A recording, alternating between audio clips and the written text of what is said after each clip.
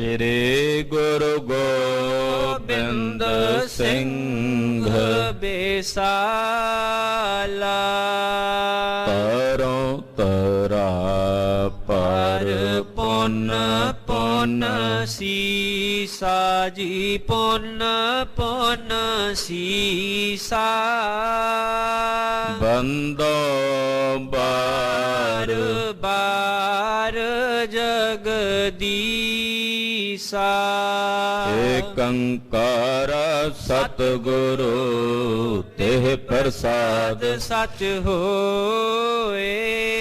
ਵਾਹਿਗੁਰੂ ਜੀ ਕੀ ਫਤਿਹ ਹੈ, ਬਿਘਨ ਬਿਨਾਸਨ ਸੋਏ। ਜਿਸਮਹਿ ਅੰਮ੍ਰਿਤ ਗਿਆਨ ਹੈ, ਮਾਨਕ ਭਗਤ ਵੈਰਾਗ। ਗੁਰੂ ਗ੍ਰੰਥ ਸਾਹਿਬ ਉਦਦ ਬੰਦੋ ਕਰ ਅਨੁਰਾਗ। ਗੁਰੂ ਗ੍ਰੰਥ ਸਾਹਿਬ ਉਦਦ ਬੰਦੋ ਕਰ ਅਨੁਰਾਗ। ਸਤਨਾਮ ਸ੍ਰੀ ਵਾਹਿਗੁਰੂ ਸਾਹਿਬ ਜੀ। ਸੰਮਤ 1679 ਸੁਤਾ ਬਿਆਹ ਕੀ ਗੁਰ ਅਬਿਨਾਸੀ। ਸਭ ਕਾਰਜ ਕਰ ਇਸੀ ਪ੍ਰਕਾਰ, ਥਿਰੇ ਕੁਛਕ ਜੁਤ ਨਿਜ ਪਰਵਾਰ। ਵਾਹਿਗੁਰੂ ਜੀ ਕਾ ਖਾਲਸਾ, ਵਾਹਿਗੁਰੂ ਜੀ ਕੀ ਫਤਿਹ। ਪਤਿਤ ਪਾਵਨ ਭਗਤ ਵੈਛਲ ਕਿਰਪਾ ਨਿਧਾਨ ਅਨਾਥ ਨਾਥ ਜਗਤ ਗੁਰੂ ਸ਼੍ਰੀ ਗੁਰੂ ਗ੍ਰੰਥ ਸਾਹਿਬ ਜੀ ਮਹਾਰਾਜ ਜੀ ਦੀ ਪਾਕ ਪਵਿੱਤਰ ਪਾਵਨ ਹਜ਼ੂਰੀ ਅੰਦਰ ਜੁੜ ਬੈਠੀ ਗੁਰੂ ਕੀ ਸਾਜੀ ਔਰ ਨਵਾਜੀ ਹੋਈ गुरु का खास रूप गुरु खालसा साध संगत जियो, जिनके भाग बड़े हैं भाई तिन साधु संग मुख जुरे। के नेता प्रति गुरु चरणा च जुड़ के हाजरियां भर के मेरी पीरी दे मालक छेवें पातशाह धन धन श्री गुरु हरगोबिंद साहब जी दे पवित्र इतिहास की लड़ीवार कथा बहुत ही अदब सत्कार शरधा भावना सहित आप जी सरवण कर रहे हो। गरीब नवाज सतगुरु श्री गुरु हरगोबिंद साहब जी महाराज श्री अमृतसर साहब का जंग लड़ के फतेह करके शहीद सिखां का संस्कार करन उपरंत दरबार साहब नमस्कार करके चबाल नगर पुजे हैं। चबाल नगर सतगुरां दा परिवार गुरुदेव की आग्ञा प्राप्त करके पहला पहुंच चुका सी। ब्याह दियां शादी दियां तैयारियां इत्थे चल रही सी। बरात आई है भाई साधु जी और धन गुरु हरगोबिंद साहब जी की सपुत्री बीबी वीरो दे आनंद कारज लावां सतगुरां ने अपनी हजूरी च कीतियां। इत्थे एक मुसलमान जिन्हां दा किला सी, उस किले विच एक पहरेदार तुरक सतगुरां नाल द्वैश करके कि ये बादशाह नाल लड़ के आए ने, इन्हां ते गोली चलावां। किले दी ओड़ दे विच बिना दसियां बंदूक भर के सिस्त बन के गोली चलाण लगा ते बंदूक फट गई। बंदूक फटड़े करके उही गोली इहदे अपने मत्थे विच वजी ते मारिया गया। सतगुरां दे योधे तैयार बर तैयार हो गए कि गोली दी आवाज़ आई है किते तुरकां दी सैना ना चढ़ के आउंदी होवे। छेवें पातशाह ने आख्या भाई बेफिक्र हो जाओ, ये तो एक तुरक सी पहरेदार जिहड़ा सानू मारना चाहता सी, परमेश्वर ने उहनूं मार दिता है। तो बीबी वीरो की शादी के कारज संपन्न होए। गुरुदेव ने अगले दिन बीबी वीरो की डोली तोरी है, भाई साधु जी के सीस ते हथ फेरिया है और ये सारे ब्याह के कारज चबाल नगर विखे सतगुरां ने संपन्न किए ने। धन गुरु हरगोबिंद साहब जी नूं बाबा बिधि चंद साहब ने बेनती की, महाराज ये जगह कितनी भागशाली है ਕਿ ਜਿਹਦੇ ਬਾਰੇ ਚਿੱਤ ਚੇਤੇ ਵੀ ਨਹੀਂ ਸੀ ਕਿ ਇਸ ਜਗ੍ਹਾ ਤੇ ਵਿਆਹ ਹੋਵੇਗਾ। ਆਪ ਜੀ ਨੇ ਆ ਕੇ ਇਸ ਜਗ੍ਹਾ ਨੂੰ ਭਾਗ ਲਾਏ, ਆਪਣੀ ਧੀ ਰਾਣੀ ਬੀਬੀ ਵੀਰੋ ਦੀ ਸ਼ਾਦੀ ਕੀਤੀ।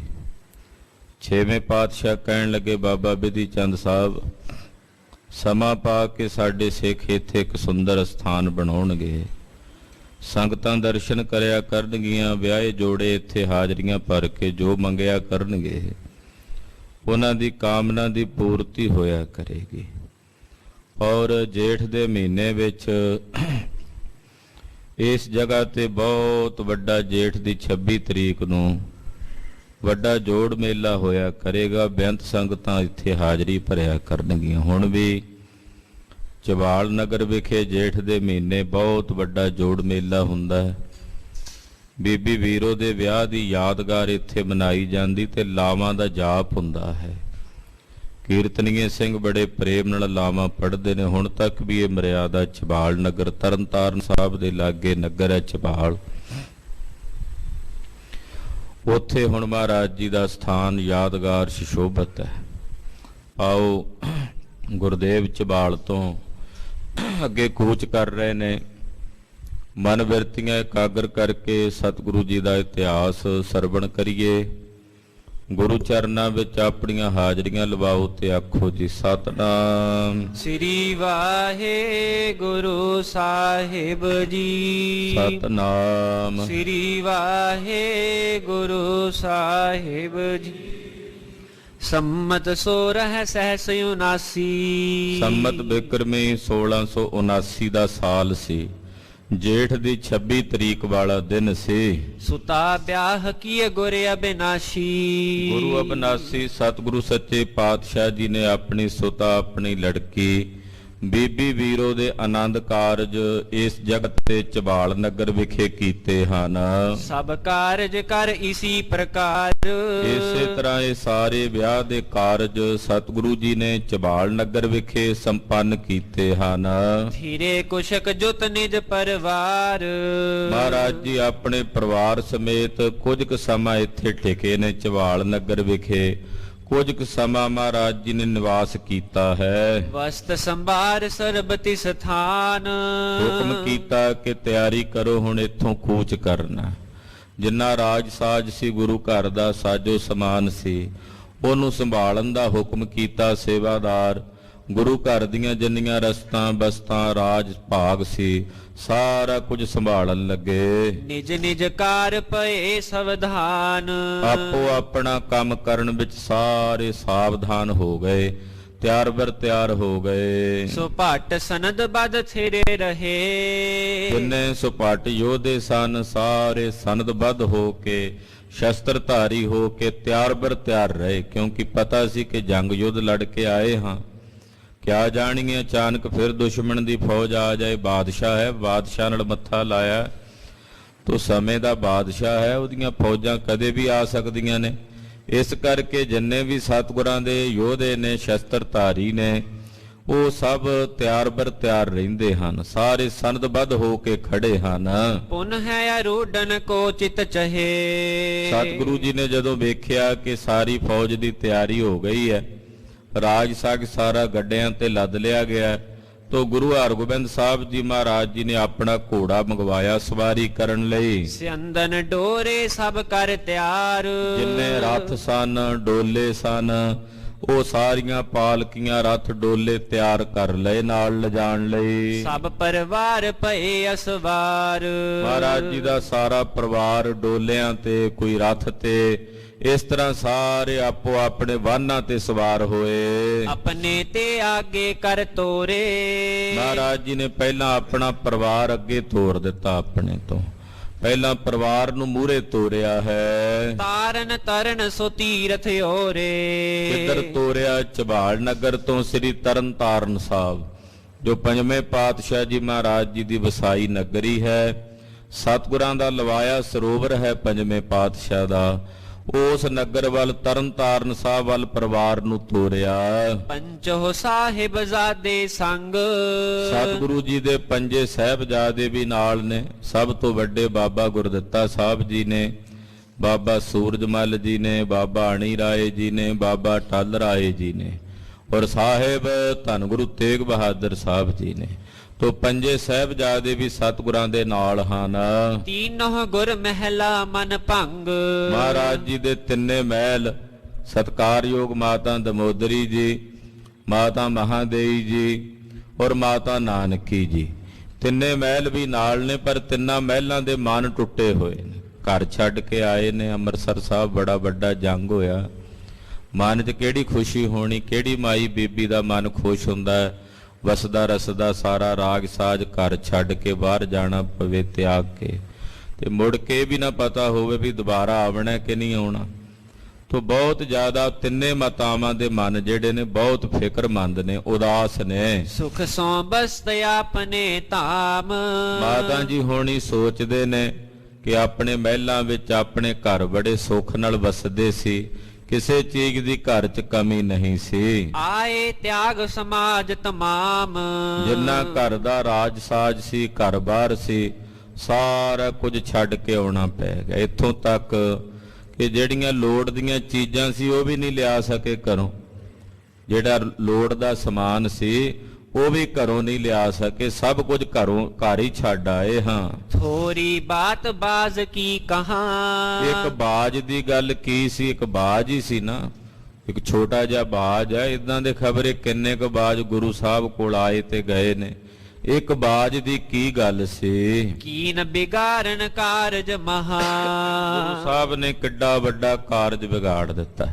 ਮਨ 'ਚ ਇਦਾਂ ਖਿਆਲ ਆਉਂਦਾ, ਉਹ ਤਾਂ ਪਤਨੀਆਂ ਬਣ ਕੇ ਸੋਚਦੀਆਂ ਨੇ ਨਾ ਆਪਣੇ ਪਤੀ ਬਾਬਤ, ਕਿ ਗੁਰੂ ਸਾਹਿਬ ਜੀ ਨੇ ਇੱਕ ਬਾਜ ਪਿੱਛੇ ਕਿੱਡਾ ਵੱਡਾ ਵਿਗਾੜ ਕੀਤਾ ਹੈ। ਕੋ ਕਹਿ ਸਾਕਹਿ ਤਿਨ ਹੋਇਆ ਗਾਰੀ। ਸੋਚਦੇ ਨੇ ਮਾਤਾ ਜੀ ਹੋਣੀ, ਹੁਣ ਉਹਨਾਂ ਨੂੰ ਆਖੇ ਕੌਣ ਕਿ ਸਾਹਿਬ ਜੀ ਇੰਜ ਨਹੀਂ ਇੰਜ ਕਰੋ, ਉਹਨਾਂ ਨੂੰ ਰੋਕ ਥੋੜੀ ਸਕਦੇ ਆ, ਅਸੀਂ ਉਹਨਾਂ ਦੇ ਸਾਹਮਣੇ ਕੁਝ ਕਹਿ ਥੋੜੀ ਸਕਦੇ ਹਾਂ, ਉਹ ਆਪਣੀ ਮਰਜ਼ੀ ਦੇ ਆਪ ਮਾਲਕ ਨੇ। ਤੂਰਨ ਸਫਲ ਹੈ ਗਿਰਾਇਓ ਚਾਰੀ। ਕਿਉਂਕਿ ਜਿਹੜਾ ਬਚਨ ਕਰ ਦਿੰਦੇ ਨੇ ਉਸੇ ਵੇਲੇ ਸਫਲ ਹੋ ਜਾਂਦਾ।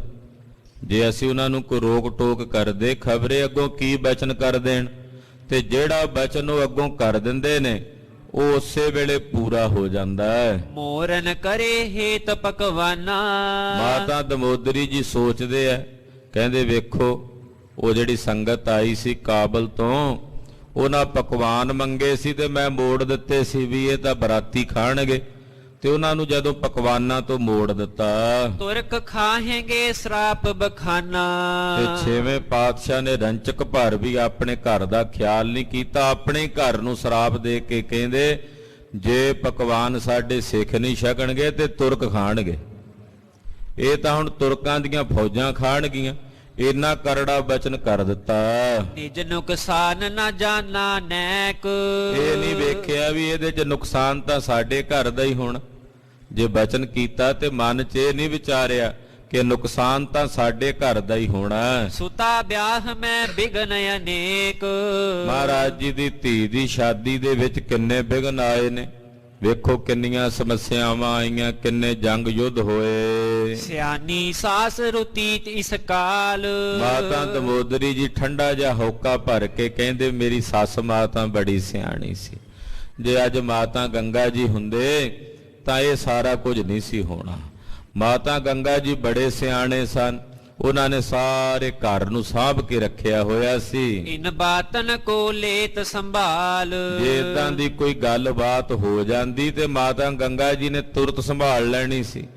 ਉਹ ਗੁਰੂ ਹਰਗੋਬਿੰਦ ਸਾਹਿਬ ਨੂੰ ਵੀ ਕਹਿ ਦਿੰਦੇ ਸੀ ਵੀ ਗੁਰੂ ਜੀ ਇਦਾਂ ਨਾ ਕਰੋ। ਮਾਂ ਜੋ ਸੀ ਉਹ ਤਾਂ ਪੁੱਤਰ ਸਮਝ ਕੇ ਕਹਿ ਦਿੰਦੇ ਸਨ, ਆਪਣੇ ਪੁੱਤ ਨੂੰ ਵੀ ਕਹਿ ਦਿੰਦੇ ਸੀ ਇਹ ਨਾ ਕਰੋ। ਹਾਂਜੀ, ਤੋ ਭਈ ਸੁਖ ਜੰਗ ਮਝਾਰੇ। ਫਿਰ ਮਾਤਾ ਦਮੋਦਰੀ ਜੀ ਕਹਿੰਦੇ ਫਿਰ ਵੀ ਗੁਰੂ ਨਾਨਕ ਸਾਹਿਬ ਦਾ ਸ਼ੁਕਰ ਹੈ ਵੀ ਜੰਗ ਦੇ ਵਿੱਚ ਸੁੱਖ ਹੀ ਰਿਹਾ। ਸ਼ਹੀਦੀਆਂ ਤਾਂ ਹੋਈਆਂ ਗੁਰੂ ਕੇ ਸਿੱਖਾਂ ਦੀਆਂ, ਪਰ ਚਲੋ ਜਿਹੜਾ ਇਹ ਵਿਆਹ ਵਾਲਾ ਕਾਰਜ ਸੀ, ਬਰਾਤ ਆਈ ਹੈ, ਮੇਲੀ ਆਏ ਹੈ, ਇਹ ਸੁਖ ਸ਼ਾਂਤੀ ਦੇ ਨਾਲ ਸਾਰੇ ਕਾਰਜ ਹੋ ਗਏ ਨੇ। ਜੀਅਤ ਬਚੇ ਸਨ ਬੰਦੀ ਸਾਰੇ। ਜਿਹੜੇ ਸੰਬੰਧੀ ਆਏ ਸੀ, ਨਵੇਂ ਬਰਾਤੀ ਨਵੇਂ ਰਿਸ਼ਤੇਦਾਰ ਬਣਨੇ, ਉਹਨਾਂ ਦੇ ਤਾਂ ਘਟੋ ਘੱਟ ਉਹ ਤਾਂ ਸੁੱਖ ਨਾਲ ਆਏ ਤੇ ਸੁੱਖ ਨਾਲ ਗਏ ਨੇ। ਇਤਿਆਦਿਕ ਬਹੁਰ ਦੇ ਵਿਚਾਰਤ। ਇਹ ਤਾਂ ਮਾਤਾ ਦਮੋਦਰੀ ਜੀ ਜੋ ਸਤਿਗੁਰਾਂ ਦੇ ਸਭ ਤੋਂ ਵੱਡੇ ਮਹਿਲ ਸੀ ਮਾਤਾ ਜੀ, ਤੋ ਮਨ ਹੀ ਮਨ ਇਦਾਂ ਸਾਰੀਆਂ ਗੱਲਾਂ ਵਿਚਾਰਾਂ ਕਰਦੇ ਜਾ ਰਹੇ ਨੇ ਔਰ ਸੋਹਣੀ ਪਾਲਕੀ ਦੇ ਵਿੱਚ ਸਵਾਰ ਹੋ ਕੇ ਜਾ ਰਹੇ ਨੇ। ਮਿਲਤ ਆਪ ਮਹਿ ਬੈਠਿਓ ਚਾਰਤ। ਜਦੋਂ ਤਿੰਨੇ ਮਾਤਾਵਾਂ ਆਪਸ ਵਿੱਚ ਮਿਲ ਕੇ ਬੈਠਦੀਆਂ ਨੇ ਤਾਂ ਇਹ ਗੱਲਾਂ ਜ਼ਰੂਰ ਚੱਲਦੀਆਂ। ਆਪਣਾ ਘਰ ਯਾਦ ਕਰਦੀਆਂ, ਮਾਤਾ ਗੰਗਾ ਜੀ ਨੂੰ ਯਾਦ ਕਰਦੀਆਂ ਹਨ। ਚਿੰਤ ਪਰਾਇਣ ਸਭ ਪਰਿਵਾਰ। ਸਾਰਾ ਪਰਿਵਾਰ ਚਿੰਤਾ ਦੇ ਅਧੀਨ ਹੈ, ਫਿਕਰਮੰਦ ਨੇ ਵੀ ਹੁਣ ਖਬਰੇ ਕੀ ਕਰਨਾ ਕੀ ਨਹੀਂ ਕਰਨਾ। ਹਾਲੇ ਤਾਂ ਕੁਝ ਨਹੀਂ ਸੀ ਪਤਾ ਵੀ ਕਿੱਥੇ ਜਾਣਾ ਕੀ ਕਰਨਾ, ਵਾਪਸ ਅੰਮ੍ਰਿਤਸਰ ਸਾਹਿਬ ਪਰਤਣਾ ਕਿ ਨਹੀਂ ਪਰਤਣਾ। ਇਦਾਂ ਦੀਆਂ ਗੱਲਾਂ ਦਾ ਫਿਕਰ ਹੈ ਮਾਤਾ ਜੀ ਦੇ ਦਿਲਾਂ ਵਿੱਚ। ਸਿਮਰਤ ਸਦਨ ਆਨੰਦ ਉਦਾਰ। ਘਰ ਦੇ ਆਨੰਦ, ਘਰ ਦੇ ਸੁੱਖ ਉਹ ਮਾਤਾ ਜੀ ਹੋਣੀ ਸਿਮਰਦੇ, ਮਾਤਾ ਜੀ ਹੋਣੀ ਯਾਦ ਕਰਦੇ। ਆਪਣੇ ਘਰ ਦੀਆਂ ਵਸਤੂਆਂ, ਘਰ ਦਾ ਜਿਹੜਾ ਸੁੱਖ ਆਨੰਦ ਹੁੰਦਾ ਉਹਨੂੰ ਚੇਤੇ ਕਰਦੇ ਹਨ। ਬਿਗਨ ਅਚਾਨਕ ਆਪ ਉਠਾਇਓ। ਕਹਿੰਦੇ ਅਚਾਨਕ ਹੀ ਇਹ ਬਿਗਨ ਉਠਾਇਆ, ਤੇ ਉਠਾਇਆ ਵੀ ਗੁਰੂ ਸਾਹਿਬ ਨੇ ਆਪ ਹੀ ਹੈ। ਉਹਨਾਂ ਦੀ ਆਪਣੀ ਮਰਜ਼ੀ ਸੀ, ਚਾਹੁੰਦੇ ਤੇ ਟਾਲ ਵੀ ਸਕਦੇ ਸੀ, ਪਰ ਉਹਨਾਂ ਨੇ ਆਪ ਹੀ ਇਸ ਬਿਗਨ ਨੂੰ ਉਤਪੰਨ ਕੀਤਾ। ਇਹ ਹੁਣ ਉਹ ਹੀ ਜਾਣਨ ਵੀ ਕਿਉਂ ਕੀਤਾ, ਇਹਦੇ ਪਿੱਛੇ ਕੀ ਕਾਰਨ ਹੈ, ਕੀ ਮਨਸਾ ਸਤਿਗੁਰਾਂ ਦਾ, ਕੀ ਆਉਣ ਵਾਲੇ ਸਮੇਂ ਬਾਬਤ ਮਹਾਰਾਜ ਜੀ ਵੇਖ ਰਹੇ ਨੇ ਜਿਹੜਾ ਸਾਨੂੰ ਨਹੀਂ ਦਿਸਦਾ। ਤੋ ਏਦਾਂ ਮਾਤਾ ਜੀ ਹੋਣੀ ਗੱਲਾਂ ਕਰਦੇ ਤੇ ਵਿਚਾਰਾਂ ਕਰਦੇ ਨੇ। ਬਿਗਰਹਿ ਕਾਰਜ ਨਹਿ ਮਨ ਆਇਓ। ਵੇਖੋ ਖਬਰੇ ਗੁਰੂ ਸਾਹਿਬ ਜੀ ਨੇ ਕੀ ਸੋਚਿਆ ਹੋਣਾ ਕਿ ਜਿਹੜਾ ਵਿਗਾੜ ਇੱਕ ਬਾਜ ਪਿੱਛੇ ਪੈਦਾ ਹੋਇਆ, ਜੇ ਬਾਜ ਮੋੜ ਦਿੰਦੇ ਉੱਥੇ ਜੰਗਲ ਵਿੱਚ ਤੇ ਇੰਨਾ ਵਿਗਾੜ ਨਹੀਂ ਸੀ ਹੋਣਾ।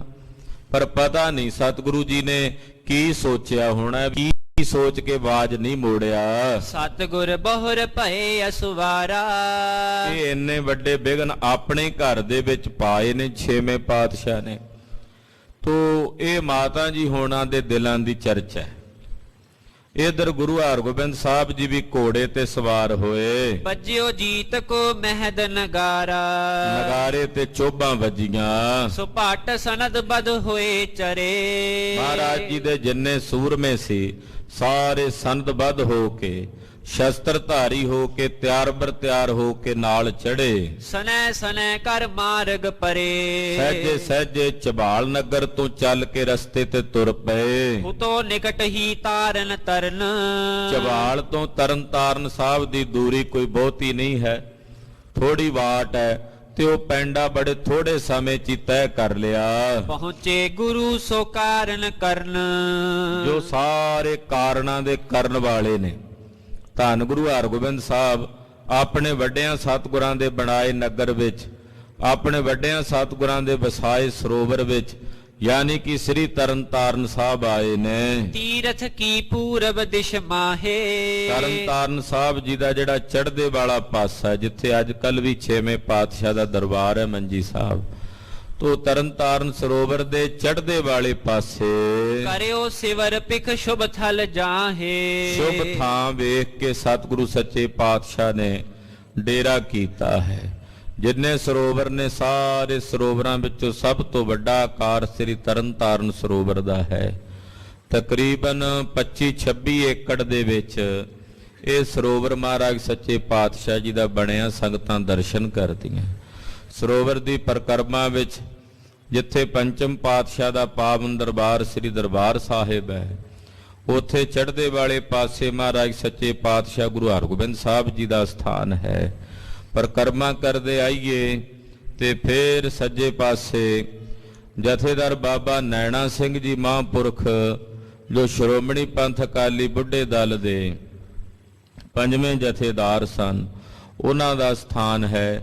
ਫਿਰ ਪਰਿਕਰਮਾ ਕਰਦਿਆਂ ਅੱਗੇ ਆਈਏ, ਫਿਰ ਸੱਜੇ ਬੰਨੇ ਛੇਵੇਂ ਜਥੇਦਾਰ ਸ੍ਰੀ ਅਕਾਲ ਤਖਤ ਸਾਹਿਬ ਤੇ ਸ਼੍ਰੋਮਣੀ ਪੰਥ ਅਕਾਲੀ ਬੁੱਢੇ ਦਲ ਦੇ ਸਿੰਘ ਸਾਹਿਬ ਅਕਾਲੀ ਬਾਬਾ ਫੂਲਾ ਸਿੰਘ ਜੀ ਦਾ ਸਥਾਨ ਹੈ। ਤੋ ਇਹ ਸਾਰੇ ਸਥਾਨਾਂ ਦੇ ਦਰਸ਼ਨ ਦਿਦਾਰੇ ਸੰਗਤਾਂ ਕਰਦੀਆਂ ਹਨ। ਤੋ ਛੇਵੇਂ ਪਾਤਸ਼ਾਹ ਗੁਰੂ ਹਰਗੋਬਿੰਦ ਸਾਹਿਬ ਤਰਨ ਤਾਰਨ ਸਰੋਵਰ ਦੇ ਚੜ੍ਹਦੇ ਵਾਲੇ ਪਾਸੇ ਆਣ ਕੇ ਉਤਾਰਾ ਕੀਤਾ। ਸਭ ਸੂਰਨ ਕੀਨਸ ਬਿਸਰਾਮ। ਸੂਰਮੇ ਥੱਕੇ ਹੋਏ ਸੀ ਕਿਉਂਕਿ ਰਾਤ ਸਾਰੀ ਜੰਗ ਲੜਿਆ ਦਿਨੇ, ਤੇ ਫਿਰ ਅਗਲੀ ਰਾਤ ਜਿਹੜੀ ਆ ਉਹ ਆਨੰਦ ਕਾਰਜਾਂ ਵਿੱਚ, ਵਿਆਹ ਦੀਆਂ ਸਮਾਗਮਾਂ ਖੁਸ਼ੀਆਂ 'ਚ ਲੰਘ ਗਏ। ਫਿਰ ਸਾਰਾ ਦਿਨ ਲੰਘ ਗਿਆ। ਤੋ ਰਾਤ ਆਏ ਸੂਰਮੇ ਮਹਾਰਾਜ ਜੀ ਦੇ ਥੱਕੇ ਹੋਏ ਨੇ, ਸਭ ਨੇ ਆਰਾਮ ਕੀਤਾ, ਵਿਸ਼ਰਾਮ ਕੀਤਾ। ਮੱਜਨ ਕਰਿਓ ਤਾਲ ਅਭਿਰਾਮ। ਅੰਮ੍ਰਿਤ ਵੇਲੇ ਉੱਠ ਕੇ ਸਤਿਗੁਰੂ ਜੀ ਦੇ ਸਮੇਤ ਸਾਰੇ ਸਿੱਖਾਂ ਨੇ, ਯੋਧਿਆਂ ਨੇ ਤਰਨਤਾਰਨ ਸਰੋਵਰ ਦੇ ਵਿੱਚ ਇਸ਼ਨਾਨ ਕੀਤਾ ਹੈ। ਬਹੁ ਗ੍ਰੀਖਮ ਕੀ ਤਪਤ ਮਿਟਾਈ। ਗ੍ਰੀਖਮ ਰੁੱਤ ਸੀ। ਗ੍ਰੀਖਮ ਦਾ ਮਤਲਬ ਹੁੰਦਾ ਗਰਮੀ। ਗਰਮੀ ਬਹੁਤ ਜ਼ਿਆਦਾ ਸੀ। ਇਸ਼ਨਾਨ ਪਾਨ ਕਈ ਤਾਂ ਸ਼ਾਮ ਨੂੰ ਆ ਕੇ ਵੀ ਸਿੱਖਾਂ ਨੇ ਇਸ਼ਨਾਨ ਕੀਤਾ ਸਰੋਵਰ 'ਚ। ਨਾਲੇ ਗੁਰੂ ਸਾਹਿਬ ਦੀਆਂ ਖੁਸ਼ੀਆਂ ਲਈਆਂ, ਨਾਲੇ ਤਪਸ਼ ਤੋਂ ਨਿਵਰਤ ਹੋਏ। ਤਟ ਪਰ ਬੈਠ ਸੋ ਗਏ ਗੋਸਾਈ। ਸਤਿਗੁਰੂ ਸੱਚੇ ਪਾਤਸ਼ਾਹ ਜੀ ਮਹਾਰਾਜ ਤਰਨਤਾਰਨ ਸਰੋਵਰ ਦੇ ਕੰਢੇ ਤੇ ਹੀ ਬੈਠ ਗਏ। ਸ਼੍ਰੀ ਅਰਜਨ ਕੋ ਤੀਰਥ ਮਹਾ। ਧੰਨ ਗੁਰੂ ਅਰਜਨ ਦੇਵ ਸਾਹਿਬ ਜੀ ਦਾ ਵਸਾਇਆ ਇਹ ਮਹਾਨ ਪਵਿੱਤਰ ਤੀਰਥ ਹੈ। ਮਹਿਮਾ ਸਹਿਤ ਬਿਲੋ ਕਿਉ ਤਹਾਂ। ਵੱਡੀ ਭਾਰੀ ਮਹਿਮਾ ਦੇ ਸਹਿਤ ਸਤਿਗੁਰੂ ਜੀ ਨੇ ਇਸ ਪਾਵਨ ਤੀਰਥ ਦੇ ਦਰਸ਼ਨ ਕੀਤੇ। ਕਹਿਓ ਮਹਾਤਮ ਸਿੱਖਿਅਨ ਸਾਥ। ਮਹਾਰਾਜ ਜੀ ਦੇ ਸਿੱਖ ਬੈਠੇ, ਸਤਿਗੁਰਾਂ ਦਾ ਦੀਵਾਨ ਲੱਗ ਗਿਆ।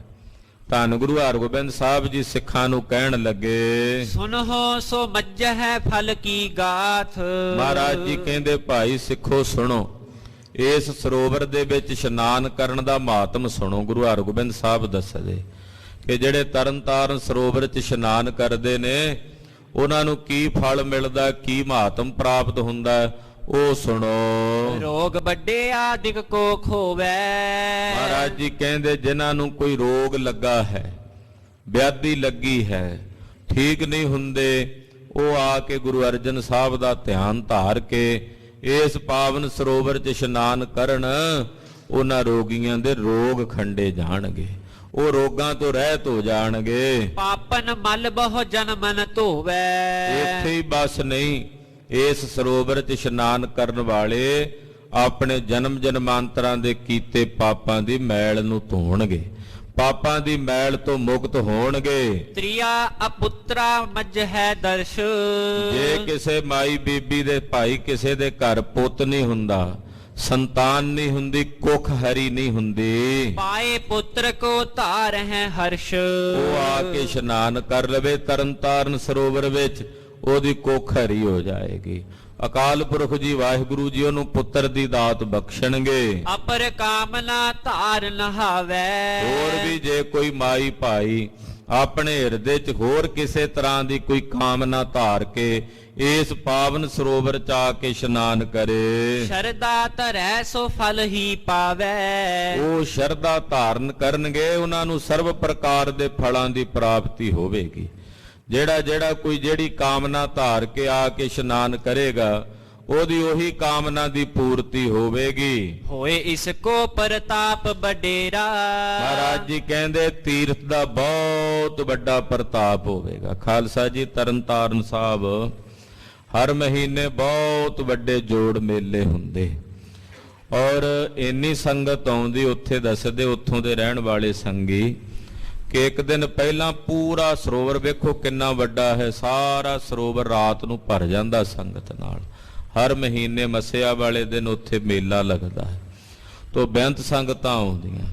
ਮਹਾਰਾਜ ਜੀ ਕਹਿੰਦੇ ਇਸ ਪਾਵਨ ਤੀਰਥ ਦੀ ਬਹੁਤ ਵੱਡੀ ਭਾਰੀ ਮਹਿਮਾ ਪ੍ਰਗਟ ਹੋਵੇਗੀ। ਤੁਸੀਂ ਜਦੋਂ ਜਾ ਕੇ ਦਰਸ਼ਨ ਕਰੋ, ਪੰਜਵੇਂ ਪਾਤਸ਼ਾਹ ਨੇ ਸੱਚਖੰਡ ਸ੍ਰੀ ਹਰਿਮੰਦਰ ਸਾਹਿਬ ਵਰਗਾ ਹੀ ਨਕਸ਼ਾ ਬਣਾਇਆ ਦਰਬਾਰ ਸਾਹਿਬ ਦਾ। ਜਿਵੇਂ ਸ੍ਰੀ ਹਰਿਮੰਦਰ ਸਾਹਿਬ ਦੀ ਰਚਨਾ ਨਾ, ਇਸੇ ਕਰਕੇ ਤਰਨਤਾਰਨ ਸਾਹਿਬ ਨੂੰ ਸ੍ਰੀ ਦਰਬਾਰ ਸਾਹਿਬ ਕਿਹਾ ਜਾਂਦਾ ਹੈ। ਅਸਥਾਨ ਦਾ ਨਾਮ ਹੈ ਸ੍ਰੀ ਦਰਬਾਰ ਸਾਹਿਬ। ਤੇ ਜਿਵੇਂ ਮਹਾਰਾਜ ਜੀ ਨੇ ਦਰਬਾਰ ਸਾਹਿਬ, ਹਰਿਮੰਦਰ ਸਾਹਿਬ ਪਿਛਲੇ ਪਾਸੇ ਹਰ ਕੀ ਪੌੜੀ ਦਾ ਆਪਾਂ ਜਾ ਕੇ ਅੰਮ੍ਰਿਤ ਦਾ ਚੂਲਾ ਲੈਨੇ, ਇੱਥੇ ਵੀ ਦਰਬਾਰ ਸਾਹਿਬ ਉਦਾਂ ਹੀ ਪਿਛਲੇ ਪਾਸੇ ਪੌੜੀਆਂ ਲੱਥ ਕੇ ਸੰਗਤਾਂ ਸਰੋਵਰ ਚੋਂ ਅੰਮ੍ਰਿਤ ਦਾ ਚੂਲਾ ਲੈਂਦੀਆਂ। ਤੇ ਦਰਬਾਰ ਸਾਹਿਬ ਦੀ ਜਿਹੜੀ ਬਣਾਵਟ ਹੈ ਉਹ ਵੀ ਸੱਚਖੰਡ ਸ੍ਰੀ ਹਰਿਮੰਦਰ ਸਾਹਿਬ ਵਾਂਗੂ ਸੁੰਦਰ ਜਾਪਦੀ ਪ੍ਰਤੀਤ ਹੁੰਦੀ ਹੈ।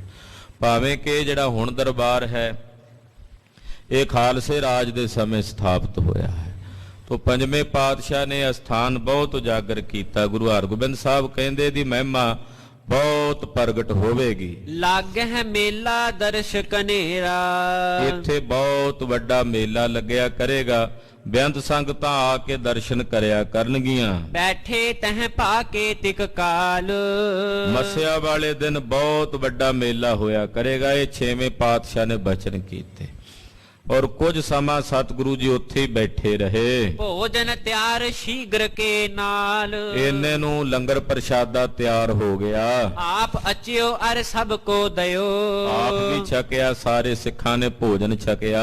ਬਿਸਰਾਮੇ ਸ਼ਰਮ ਤਨ ਤੇ ਗਇਓ। ਰਾਤ ਦਾ ਸਮਾਂ ਸੀ, ਸਾਰਿਆਂ ਨੇ ਵਿਸ਼ਰਾਮ ਕੀਤਾ ਤੇ ਥਕੇਵਾਂ ਦੂਰ ਹੋ ਗਿਆ। ਧਰੇ ਦੁਪਹਿਰੇ ਸਮਾਂ ਲਖਾਈ। ਅਗਲਾ ਦਿਨ ਕਿਉਂ ਇਹ ਪ੍ਰਸ਼ਾਦਾ ਛਕ ਕੇ ਦੁਪਹਿਰ ਜਦੋਂ ਸਮਾਂ ਢਲ ਗਿਆ, ਕਹਿ ਸਤਿਗੁਰ ਤਿਆਰੀ ਕਰਵਾਈ। ਜਦੋਂ ਦੁਪਹਿਰਾ ਢਲਿਆ ਤੇ ਸਤਿਗੁਰਾਂ ਨੇ ਹੁਕਮ ਕਰਕੇ ਤਿਆਰੀ ਕਰਵਾਈ। ਅਬ ਨਹਿ ਕਾਮ ਹੋਏ ਹੈ ਘਨ।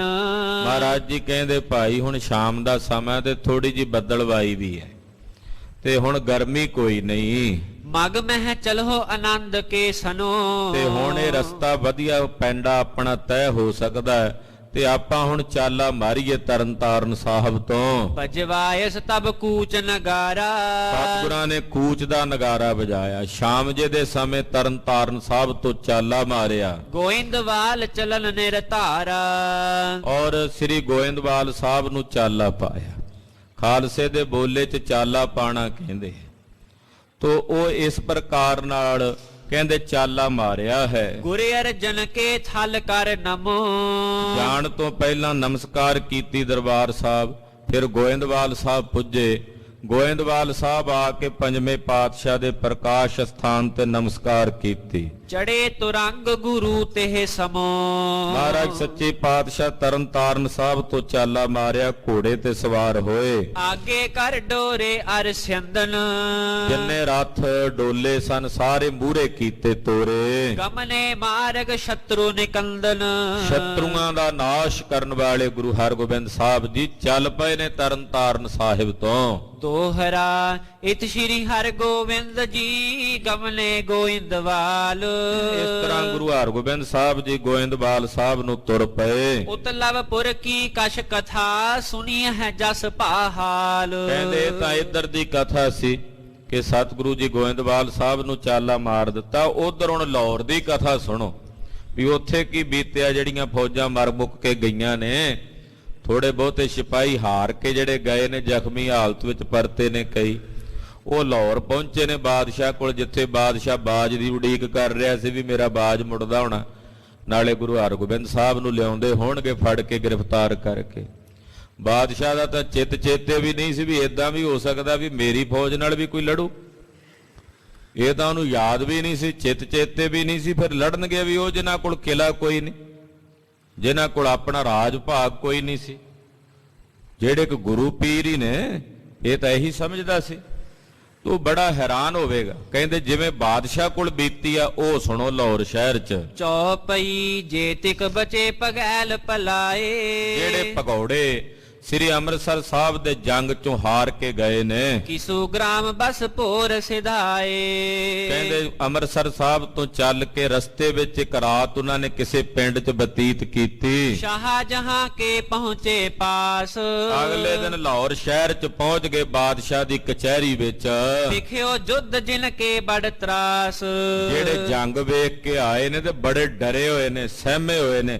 ਚਿਹਰਿਆਂ ਤੋਂ ਹਵਾ ਉੱਡੀ ਹੋਈ ਆ, ਉਹਨਾਂ ਦੇ ਖੁੱਖਲ ਉੱਡਦੀ ਐ, ਇੰਨੇ ਡਰੇ ਹੋਏ ਨੇ। ਰਣ ਕੀ ਸਗਰੀ ਸੁਧ ਪਹੁੰਚਾਈ। ਜੰਗ ਦੇ ਮੈਦਾਨ ਵਿੱਚ ਜੋ ਜੋ ਹੋਇਆ, ਉੱਥੇ ਜੋ ਜੋ ਬੀਤੀ, ਜੋ ਜੋ ਉਹਨਾਂ ਵੇਖਿਆ, ਉਹ ਆ ਕੇ ਬਾਦਸ਼ਾਹ ਨੂੰ ਦੱਸਿਆ। ਜੇ ਸਰਦਾਰ ਪਠੇ ਸਮੁਦਾਈ। ਕਹਿਣ ਲੱਗੇ ਬਾਦਸ਼ਾਹ ਸਲਾਮਤ, ਜਿਹੜੇ ਸਰਦਾਰ ਤੁਸਾਂ ਨੇ ਭੇਜੇ ਸਨ, ਮੁਗਲ ਸਖਾਂ ਸਮੇਤ ਸਭ ਮਾਰੇ। ਮੁਗਲ ਖਾਨ ਦੇ ਸਮੇਤ ਸੈਯਦ ਦਦਾਰ ਅਲੀ ਖਾਨ, ਮੁਹੰਮਦ ਖਾਨ, ਇਸੇ ਤਰ੍ਹਾਂ ਬਹਾਦਰ ਖਾਨ, ਇਹ ਜਿੰਨੇ ਵੀ ਤੇਰੇ ਸੁਲਤਾਨ ਬੇਗ ਵਰਗੇ ਜਰਨੈਲ ਸੀ, ਮੁਖਲਸ ਖਾਨ ਦੇ ਸਮੇਤ ਸਭ ਮਾਰੇ ਗਏ ਨੇ। ਨਹੀਂ ਬਚੇ ਗੁਰ ਤੇ ਸਭ ਹਾਰੇ। ਕੋਈ ਨਹੀਂ ਬਚਿਆ ਤੇਰਾ ਕੋਈ ਜਰਨੈਲ, ਸਭ ਗੁਰੂ ਤੋਂ ਹਾਰ ਗਏ ਨੇ ਤੇ ਮਾਰੇ ਗਏ ਨੇ। ਸ਼ਾਹਜਹਾਂ ਸੁਣ ਕੇ ਬਿਸਮਾਨਿਓ। ਜਦੋਂ ਸਿਪਾਹੀਆਂ ਨੇ ਇਹ ਗੱਲ ਆ ਕੇ ਦੱਸੀ ਨਾ, ਸੁਣ ਕੇ ਇੱਕਦਮ ਬਾਦਸ਼ਾਹ ਤਰਬਕ ਗਿਆ, ਇੱਕਦਮ ਹੈਰਾਨੀ ਦੇ ਨਾਲ ਚੌਂਕ ਗਿਆ। ਏਤੋ ਲਸ਼ਕਰ ਕਿਸ ਬਿਦਹਾਨਿਓ। ਕਹਿੰਦੇ ਏਡਾ ਵੱਡਾ ਲਸ਼ਕਰ ਸੀ, ਕੋਈ 7 ਬੰਦੇ ਥੋੜੀ ਗਏ ਸੀ ਤੁਸੀਂ, 7000 ਸੀ। ਏਡਾ ਵੱਡਾ ਲਸ਼ਕਰ ਹਾਰ ਕਿਵੇਂ ਗਿਆ ਗੁਰੂ ਜੀ ਦੇ ਸਾਹਮਣੇ? ਕੰਮ ਤਾਂ ਤੁਸੀਂ 100 ਬੰਦਾ ਵੀ ਜਾ ਕੇ ਕਰ ਸਕਦੇ ਸੀ। 7000 ਦਾ ਫੌਜ ਦਾ ਏਡਾ ਵੱਡਾ ਦਲ ਉਹ ਇੱਕਦਮ ਕਿਵੇਂ ਹਾਰ ਗਿਆ ਗੁਰੂ ਜੀ ਤੋਂ? ਰਣ ਕੋ ਹੇਰਤ ਜੇ ਭਜ ਆਏ। ਉਹ ਅੱਗੋਂ ਸੁਣ ਕੇ ਜਿਹੜੇ ਜੰਗ ਦਾ ਮੈਦਾਨ ਵੇਖ ਕੇ ਭੱਜ ਕੇ ਆਏ ਸੀ ਨਾ ਹਾਰ ਕੇ, ਸੁਨ ਬੇ ਹਿਤ ਸੇ ਨਿਕਟ ਬੁਲਾਏ। ਉਹ ਕਹਿੰਦਾ ਉਹ ਬੁਲਾਓ ਨਾ ਬੰਦਿਆਂ ਨੂੰ, ਸੱਦੋ ਜਿਹੜੇ ਆਏ ਨੇ ਮੌਕੇ ਦੇ ਉੱਥੇ, ਉਹਨਾਂ ਨੂੰ ਬੁਲਾ ਕੇ ਪੁੱਛੋ। ਜਾਏ ਸਲਾਮ ਸ਼ਾਹ ਸੋ ਕੀਨ। ਉਹ ਹਾਰੇ ਟੁੱਟੇ ਹੋਏ ਬੰਦੇ, ਕਿਸੇ ਦੀ ਬਾਹ ਵੱਢੀ ਹੋਈ, ਕੋਈ ਜ਼ਖਮੀ ਹਾਲਤ ਵਿੱਚ, ਉਹ ਆ ਕੇ ਬਾਦਸ਼ਾਹ ਕੋਲ ਪਹੁੰਚੇ। ਪੂਜਨ ਹਿਤ ਬੋਲਿਓ ਲੱਖ ਦੀਨ। ਤੇ ਪੁੱਜਣ ਵਾਸਤੇ ਉਹਨਾਂ ਨੂੰ ਪੁੱਛਦਾ ਹੈ, ਭਇਓ ਜੰਗ ਕਿਮ ਸਭ ਹੀ ਮਾਰੇ। ਕਹਿੰਦਾ ਦੱਸੋ ਸਿਪਾਹੀਓ, ਤੁਸੀਂ ਆਏ ਹੋ ਉੱਥੋਂ ਜੰਗ ਦੇ ਮੈਦਾਨ ਚੋਂ, ਕਿਵੇਂ ਹੋਇਆ ਜੰਗ ਵੀ ਸਾਰੇ ਮਾਰੇ ਗਏ ਹੋ? ਕਰਿਓ ਕਪਟ ਕੁਛ ਨਹਿ ਸੰਭਾਰੇ। ਕੀ ਗੁਰੂ ਜੀ ਨੇ ਤੁਹਾਡੇ ਨਾਲ ਕੋਈ ਕਪਟ ਕੀਤਾ?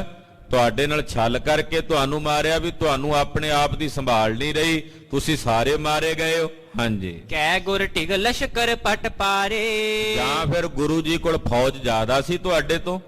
ਜਿੰਨੇ ਜਣੇ ਤੁਸੀਂ ਗਏ ਸੀ ਕਿ ਗੁਰੂ ਜੀ ਦੇ ਕੋਲ ਤੁਹਾਡੇ ਤੋਂ ਵੱਧ ਗਿਣਤੀ ਸੀ? ਹਤੇ ਅਲਪ ਜਿਸ ਤੇ ਤੁਮ ਹਾਰੇ। ਤੇ ਤੁਸੀਂ ਜਿਨ੍ਹਾਂ ਤੋਂ ਹਾਰ ਕੇ ਮੋੜ ਆਏ ਹੋ, ਪਰਤ ਆਏ ਹੋ, ਤੇ ਬਾਕੀ ਸਭ ਮਾਰੇ ਗਏ ਨੇ। ਕੇਵਲ ਤੁਹਾਡੇ ਵਰਗਿਆ ਕੁਝ ਕੁ ਬੰਦੇ ਹੀ ਵਾਪਸ ਪਰਤੇ ਨੇ, ਉਹ ਵੀ ਜ਼ਖਮੀ। ਸੁਨ ਪਗੈਲ ਗਨ ਕਹਿਓ ਬਨਾਏ। ਉਹ ਜਿਹੜੇ ਭਗੌੜੇ ਹੋ ਕੇ ਆਏ ਸੀ ਨਾ ਰਣ ਭੂਮੀ ਚੋਂ, ਬੋਲੇ, ਕਹਿਣ ਲੱਗੇ ਬਾਦਸ਼ਾਹ ਨੂੰ, ਕਛ ਖੁਦਾਏ ਗਤ ਲਖੀ ਨਾ ਜਾਏ। ਕਹਿਣ ਲੱਗੇ ਬਾਦਸ਼ਾਹ ਸਲਾਮਤ, ਖੁਦਾ ਦੀ ਗੱਤ ਸਾਨੂੰ ਕੁਝ ਸਮਝ ਨਹੀਂ ਪਈ। ਖੁਦਾ ਦੀ ਜਿਹੜੀ ਇਹ ਗੱਤ ਸੀ ਸਾਡੀ ਸਮਝ ਵਿੱਚ ਨਹੀਂ ਆਈ। ਹਮ ਤੇ 10 ਗੁਣ ਤੇ ਦਲ ਥੋਰਾ। ਸਾਡੇ ਤੋਂ 10 ਗੁਣਾ ਘੱਟ ਸੀ ਗੁਰੂ ਜੀ ਦਾ ਦਲ। ਜੇ ਅਸੀਂ 7000 ਸੀ ਤਾਂ ਉਹ ਕੇਵਲ 700-800 ਜਣੇ ਹੋਣਗੇ, ਇੰਨੇ ਘੱਟ ਸੀ ਸਾਡੇ ਤੋਂ। 10 ਗੁਣਾ ਉਹਨਾਂ ਦੀ ਗਿਣਤੀ ਘੱਟ ਸੀ। ਛਲ ਪੀ ਨਹੀਂ ਭਇਓ ਤਿਸ ਠੌਰਾ। ਔਰ ਹੈਰਾਨੀ ਇਸ ਗੱਲ ਦੀ ਆ ਵੀ ਉਹਨਾਂ ਨੇ ਸਾਡੇ ਨਾਲ ਕੋਈ ਛਲ ਵੀ ਨਹੀਂ ਕੀਤਾ। ਛਲ ਤਾਂ ਸਗੋਂ ਅਸੀਂ ਕੀਤਾ ਸੀ ਵੀ ਰਾਤ ਨੂੰ ਹਮਲਾ ਕਰਕੇ ਫੜਾਂਗੇ। ਉਹਨਾਂ ਨੇ ਸਾਡੇ ਨਾਲ ਛਲ ਨਹੀਂ ਕੀਤਾ, ਜੰਗ ਲੜਿਆ, ਜੰਗ ਰੜੇ ਮੈਦਾਨ ਵਿੱਚ ਆ ਕੇ ਸਾਹਮਣੇ ਖਲੋ ਕੇ। ਕੋਈ ਓਟ ਨਹੀਂ ਲਈ, ਕੋਈ ਕਿਲੇ ਦਾ ਸਹਾਰਾ ਨਹੀਂ ਲਿਆ, ਰੜੇ ਮੈਦਾਨ ਚ ਆ ਕੇ ਸਾਡੇ ਨਾਲ ਲੜੇ ਨੇ। ਹਮ ਛਲ ਸੋ ਨਿਸ ਮਹਿ ਚੱਲ ਗਏ। ਉਹਨਾਂ ਨਹੀਂ ਛਲ ਕੀਤਾ, ਛਲ ਤਾਂ ਅਸੀਂ ਕੀਤਾ। ਅਸੀਂ ਰਾਤ ਦੇ ਹਨੇਰੇ ਵਿੱਚ ਉਹਨਾਂ ਤੇ ਹਮਲਾ ਕੀਤਾ।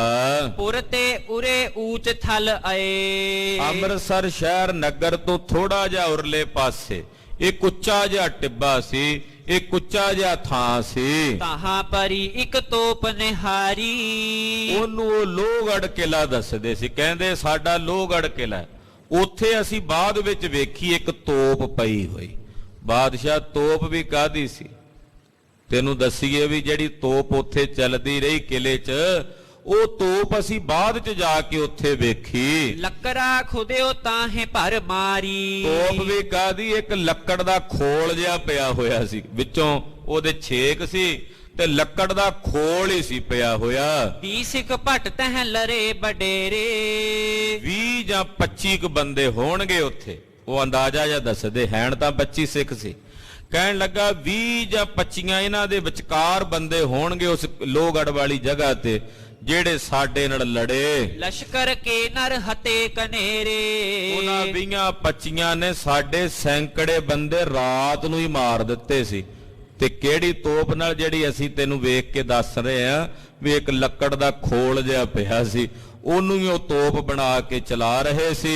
ਲੈਨ ਤੋਪ ਹਿਤ ਮੁਗਲਸ ਖਾਨ। ਮੁਗਲਸ ਖਾਨ ਨੇ ਵੇਖਿਆ ਵੀ ਇੱਥੇ ਤੋਪ ਹੈ, ਅਸੀਂ ਮੁਗਲਸ ਖਾਨ ਦੇ ਸਮੇਤ ਹਮਲਾ ਕੀਤਾ ਵੀ ਤੋਪ ਖੋਈਏ ਸਿੱਖਾਂ ਕੋਲੋਂ। ਉਹਨਾਂ ਕੋਲੋਂ ਤੋਪ ਖੋਣ ਦਾ ਅਸੀਂ ਯਤਨ ਕੀਤਾ। ਕਰ ਹੇਲਾ ਪਾਇਓ ਕਮਸਾਨ। ਉਸ ਲੋਹਗੜ੍ਹ ਕਿਲੇ ਵਾਲੀ ਜਗ੍ਹਾ ਤੇ ਅਸੀਂ ਹੱਲਾ ਕਰਕੇ ਘਮਾਸਾਨ ਜੰਗ ਲੜਿਆ। ਘੇਰ ਸਭੈ ਕਿਰਪਾਨ ਸੋ ਮਾਰੇ। ਅਸੀਂ ਉਹਨਾਂ ਸਾਰਿਆਂ ਨੂੰ ਘੇਰ ਕੇ ਮਾਰ ਦਿੱਤਾ ਜਿਹੜੇ 20-25 ਬੰਦੇ ਉੱਥੇ ਸਨ। ਦੇਖ ਤੋਪ ਸਭ ਅਚਰਜ ਧਾਰੇ। ਅਸੀਂ ਆਖਿਆ ਵੀ ਸਾਡੀ ਜਿੱਤ ਹੋ ਗਈ, ਸਾਨੂੰ ਤੋਪ ਮਿਲ ਗਈ, ਅਸੀਂ ਤੋਪ ਜਿੱਤ ਲਈ। ਪਰ ਜਦੋਂ ਜਾ ਕੇ ਤੋਪ ਵੇਖੀ ਉਹ ਤਾਂ ਲੱਕੜ ਦਾ ਖੋਲ। ਅਸੀਂ ਵਿੱਚ ਵੇਖੀਏ ਵੀ ਇਹਦੇ ਵਿੱਚ ਕਿਵੇਂ ਬਰੂਦ ਪੈਂਦਾ। ਲੱਕੜ ਦੇ ਵਿੱਚ ਵੀ ਭਲਾ ਬਰੂਦ ਪੈਂਦਾ ਹੁੰਦਾ? ਲੱਕੜ 'ਚ ਥੋੜੀ ਬਰੂਦ ਪੈ ਕੇ ਤੋਪ ਚੱਲਦੀ ਹੁੰਦੀ ਹੈ। ਤੋਪ ਚਲਾਉਣ ਵਾਸਤੇ ਜਿਹਦੇ ਵਿੱਚ ਬਰੂਦ ਪਾਣਾ ਉਹ ਲੋਹੇ ਦਾ ਨਾਲ ਹੋਵੇ ਤੇ ਉਹਦੇ 'ਚ ਪੈਂਦੀ ਹੈ।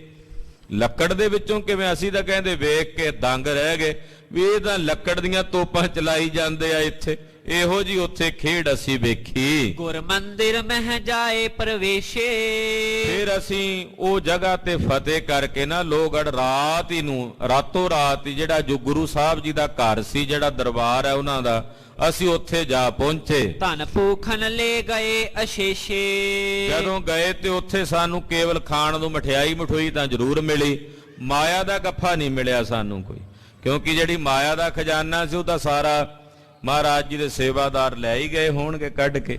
ਕਹਿੰਦੇ ਜੀ ਹੋਰ ਨਹੀਂ ਸਾਨੂੰ ਕੋਈ ਉੱਥੇ ਧਨ ਆਦਿਕ ਨਹੀਂ ਮਿਲਿਆ। ਜਾਮਨੀ ਸਾ ਜਬ ਚੰਦ ਚਰਿਓ ਹੈ। ਕਹਿੰਦੇ ਜਦੋਂ ਪਹਿਰ ਕ ਰਾਤ ਬਾਕੀ ਰਹਿੰਦੀ ਸੀ ਨਾ, ਅਸੀਂ ਬੇਫਿਕਰੀ ਨਾਲ ਫਿਰਦੇ ਰਹੇ ਰਾਤ ਨੂੰ ਉੱਥੇ ਵੀ ਗੁਰੂ ਜੀ ਹੋਣੀ ਤਾਂ ਭੱਜ ਗਏ ਨੇ ਸ਼ਹਿਰ ਛੱਡ ਕੇ। ਅਸੀਂ ਇੱਧਰ ਉੱਧਰ ਫਾਵੇ ਜੇ ਹੋਏ ਟੁਰੇ ਫਿਰੀਏ, ਪਤਾ ਕੋਈ ਲੱਗੇ ਨਾ ਰਾਤ ਨੂੰ ਹਨੇਰੇ 'ਚ। ਕਹਿੰਦੇ ਸਵੇਰੇ ਜਦੋਂ ਪਹਿਰ ਕ ਰਾਤ ਰਹਿ ਗਈ, ਅੰਮ੍ਰਿਤ ਵੇਲੇ ਦਾ ਸਮਾਂ ਹੋਇਆ, ਗੁਰ ਲੈ ਕਰ ਦਲ ਆਨ ਲਰਿਓ ਹੈ। ਪਤਾ ਨਹੀਂ ਗੁਰੂ ਹਰਗੋਬਿੰਦ ਸਾਹਿਬ ਜਿਵੇਂ ਕੋਈ ਬਿਜਲੀ ਇੱਕਦਮ ਚਮਕ ਕੇ ਪੈਂਦੀ ਕਿਸੇ ਜਗ੍ਹਾ ਤੇ, ਉਹ ਆਪਣਾ ਦਲ ਲੈ ਕੇ ਪਹੁੰਚ ਗਏ ਸਾਡੇ ਕੋਲ। ਅਕਾਲ ਹੀ ਅਕਾਲ ਕਰਦੇ ਆ, ਫੌਜ ਲੈ ਕੇ ਆ ਗਏ। ਭਈ ਤੂੰ ਫੰਗਨ ਕੀ ਬਹੁ ਮਾਰ। ਬਸ ਬਾਦਸ਼ਾਹ ਫਿਰ ਤਾਂ ਤੈਨੂੰ ਕੀ ਦਸੀਏ ਵੀ ਕਿਵੇਂ ਜੰਗ ਹੋਇਆ ਉੱਥੇ, ਜਿਹੜੀਆਂ ਗੋਲੀਆਂ ਦੀ ਮਾਰ ਮਚੀ। ਗੁਰ ਕੇ ਤੀਰ ਚੱਲੇ ਤਿਸ ਬਾਰ। ਬਾਦਸ਼ਾਹ ਗੋਲੀਆਂ ਤਾਂ ਪਾਸੇ ਰਹੀਆਂ। ਇੱਕ ਹੋਰ ਤੈਨੂੰ ਹੈਰਾਨੀ ਵਾਲੀ ਗੱਲ ਦਸੀਏ, ਗੁਰੂ ਹਰਗੋਬਿੰਦ ਸਾਹਿਬ ਦੇ ਜਿਹੜੇ ਤੀਰ ਸੀ ਨਾ, ਤੀਰ, ਉਹ ਤੀਰ ਵੇਖ ਕੇ ਅਸੀਂ ਦੰਗ ਹੋਈ ਜਾਂਦੇ ਸੀ। ਕਹਿੰਦੇ ਜਦੋਂ ਉਹਨਾਂ ਦੇ ਤੀਰ ਚੱਲੇ, ਚਤੁਰੰਗੁਲ ਚੌਰੇ ਬੜ ਤੀਖਨ। ਆ ਬਾਦਸ਼ਾਹ ਸਾਡਾ ਤੂੰ ਪੰਜਾ ਵੇਖਣਾ ਨਾ, ਹੱਥ ਦੀ ਆ ਤਲੀ, ਇਹਦੇ ਨਾਲੋਂ ਵੀ ਜ਼ਿਆਦਾ ਚੌੜੇ ਸੀ ਉਹਨਾਂ ਦੇ ਤੀਰ, ਖੱਪਰੇ ਤੀਰ। ਖੱਪਰੇ ਖਰੇ ਪੁਲਾਦੀ ਭੀਖਨ। ਬੜੇ ਤਿੱਖੇ ਫੌਲਾਦ ਦੇ ਬਣੇ ਹੋਏ ਖੱਪਰੇ ਤੀਰ ਸੀ। ਤੀਨ ਕੇ 4-5 ਕੇ ਪਾਰ। ਫਿਰ ਉਹ ਤੀਰ ਕੋਈ ਇੱਕ ਜਣੇ ਨੂੰ ਥੋੜੀ ਮਾਰਦਾ ਸੀ। ਜਦੋਂ ਗੁਰੂ ਹਰਗੋਬਿੰਦ ਸਾਹਿਬ ਉਹ ਤੀਰ ਚਲਾਉਂਦੇ ਸੀ, 3-4-5-7 ਦੇ ਵਿੱਚੋਂ ਦੀ ਲੰਘ ਕੇ ਮਾਰ ਦਿੰਦਾ ਸੀ। ਪਰੈ ਇਤਨ ਕੇ ਪ੍ਰਾਨ ਬਿਦਾਰ। ਇੱਕ ਤੀਰ 5-5 7-7 10-10 ਬੰਦਿਆਂ ਨੂੰ ਮਾਰਦਾ ਸੀ। ਅਰ ਗੁਲਕਨ ਕੋ ਗਿਰਨੋ ਜੋਈ। ਫਿਰ ਜਿਹੜੀਆਂ ਗੋਲੀਆਂ ਚੱਲੀਆਂ ਉਹਨਾਂ ਦੇ ਦਲ ਵੱਲੋਂ, ਉਹਨਾਂ ਦੇ ਯੋਧਿਆਂ ਵੱਲੋਂ, ਦਲ ਥੋਰੋ ਬਰਖਾ ਵੱਡ ਹੋਈ। ਉਹਨਾਂ ਦੀ ਗਿਣਤੀ ਥੋੜੀ ਸੀ, ਗੋਲੀਆਂ ਪਤਾ ਨਹੀਂ ਕਿੱਥੋਂ ਇੰਨੀਆਂ ਆਉਂਦੀਆਂ ਸੀ। ਉਹ ਤਾਂ ਇਦਾਂ ਲੱਗਿਆ ਵੀ ਸਾਡੀ ਫੌਜ ਤੇ ਉਹਨਾਂ ਨੇ ਗੋਲੀਆਂ ਦਾ ਮੀਂਹ ਪਾ ਦਿੱਤਾ ਹੋਵੇ। ਨਭ ਤੇ ਔਰਨ ਕੀ ਸਮ ਪਰੈ। ਇਦਾਂ ਲੱਗਦੀਆਂ ਸੀ ਗੋਲੀਆਂ ਸਾਡੇ ਬੰਦਿਆਂ ਨੂੰ ਜਿਵੇਂ ਆਕਾਸ਼ ਵਿੱਚੋਂ ਗੜਿਆਂ ਦਾ ਮੀਂਹ ਪੈਂਦਾ ਹੋਵੇ। ਲਸ਼ਕਰ ਸੁਪਟ ਹਜ਼ਾਰੋਂ ਮਰੈ। ਸਾਡੇ ਸੈਂਕੜੇ ਨਹੀਂ ਹਜ਼ਾਰਾਂ ਸੂਰਮੇ ਰਣ ਭੂਮੀ 'ਚ ਮਾਰੇ ਗਏ ਉਹਨਾਂ ਦੇ ਤੀਰਾਂ ਤੇ ਗੋਲੀਆਂ ਨਾਲ। ਇਤਕੀ ਚਲ ਹੈ ਲਗ ਹੈ ਤਿਨਕ ਥੋਰੀ। ਇਹ ਨਹੀਂ ਵੀ ਬਾਦਸ਼ਾਹ ਅਸੀਂ ਨਹੀਂ ਚਲਾਈਆਂ, ਅਸੀਂ ਵੀ ਚਲਾਈਆਂ ਗੋਲੀਆਂ ਤੀਰ ਇਧਰੋਂ, ਪਰ ਉਧਰ ਥੋੜੀਆਂ ਲੱਗਦੀਆਂ। ਅਸੀਂ ਹਜ਼ਾਰਾਂ ਦੀ ਗਿਣਤੀ 'ਚ ਚਲਾਉਂਦੇ, ਉੱਥੇ ਜਾ ਕੇ ਕੁਝ ਕੀ ਬੰਦੇ ਮਰਦੇ, ਉਹ ਕੁਝ ਕੁ ਚਲਾਉਂਦੇ, ਸਾਡੇ ਬਹੁਤੇ ਮਰਦੇ। ਪਤਾ ਨਹੀਂ ਇਹ ਕੀ ਖੇਡ ਉੱਥੇ ਹੋਈ ਹੈ। ਕੋ ਜਾਣੈ ਜਾਤੀ ਕਿਸ ਔਰੀ। ਪਤਾ ਨਹੀਂ ਸਾਡੀਆਂ ਗੋਲੀਆਂ ਕਿੱਧਰ ਜਾਂਦੀਆਂ ਸੀ। ਚਲਾਈਆਂ ਤਾਂ ਅਸੀਂ ਵੀ ਬਥੇਰੀਆਂ, ਪਰ ਖਬਰੇ ਸਾਡੀਆਂ ਕਿੱਧਰ ਜਾਂਦੀਆਂ ਸੀ ਗੋਲੀਆਂ। ਆਦਿਕ ਲਸ਼ਕਰ ਤੁਪਕਨ ਮਾਰਾ। ਔਰ ਬਹੁਤ ਸਾਰਾ ਵੱਡਾ ਲਸ਼ਕਰ ਜਿਹੜਾ ਸੀ ਗੋਲੀਆਂ ਨਾਲ ਮਾਰ ਮੁਕਾਇਆ ਉਹਨਾਂ ਸਾਡਾ। ਬਹੁਰ ਮਿਲੇ ਨਿਕਸੀ ਕਰਵਾਰਾ। ਤੇ ਚਲੋ ਫਿਰ ਤੀਰਾਂ ਤੇ ਗੋਲੀਆਂ ਦੀ ਜਦੋਂ ਮਾਰ ਮੁੱਕੀ, ਫਿਰ ਤਲਵਾਰਾਂ ਧੂਲੀਆਂ। ਇਹੋ ਜੀ ਤਲਵਾਰ ਵਾਹੁੰਦੇ ਨੇ ਗੁਰੂ ਦੇ ਸਿੱਖ ਕਿ ਉਹ ਤਾਂ ਸਾਹ ਨਹੀਂ ਲੈਂਦੇ। ਇੱਕ ਸਾਹ ਦੇ ਵਿੱਚ ਹੀ 5-5 7-7 ਬੰਦਿਆਂ ਨੂੰ ਝਟਕ ਦਿੰਦੇ ਆ। ਵੇਖਦੇ ਹੀ ਵੇਖਦੇ ਆ, ਇੱਧਰ ਤੋਂ ਉੱਧਰ, ਉੱਧਰ ਤੋਂ ਇੱਧਰ ਹੁੰਦੇ ਜਾਂਦੇ ਆ। ਏਦਾਂ ਤਲਵਾਰਾਂ ਚੱਲੀਆਂ ਉਹਨਾਂ ਦੀਆਂ, ਫੁਰਤੀਲੇ ਇੰਨੇ ਨੇ। ਮੁਗਲਸ ਖਾਨ ਕੀ ਗਨ ਸ਼ਮਸ਼ੇਰ। ਇੱਧਰ ਜਿਹੜੀਆਂ ਮੁਗਲਸ ਖਾਨ ਦੀਆਂ ਫੌਜਾਂ ਦੀਆਂ ਤਲਵਾਰਾਂ ਸੀ, ਟੂਟ ਪਰੀ ਕਿਤਨੀ ਤਿਸ ਬੇਰ। ਸਾਡੀਆਂ ਤਲਵਾਰਾਂ ਦਾ ਟੁੱਟ ਜਾਂਦੀਆਂ ਸੀ, ਕੋਈ ਡਿੱਗ ਜਾਂਦਾ ਸੀ, ਹੱਥੋਂ ਹੀ ਡਿੱਗ ਜਾਂਦੀਆਂ ਸੀ। ਇੰਨੇ ਡਰ ਗਏ ਸੀ ਮੁਗਲਸ ਖਾਨ ਦੇ ਸਿਪਾਹੀ ਵੀ ਲੜਨਾ ਤਾਂ ਕਿਤੇ ਰਿਹਾ, ਡਰ ਕੇ ਹੀ ਸੱਟੀ ਜਾਂਦੇ ਸੀ ਤਲਵਾਰਾਂ।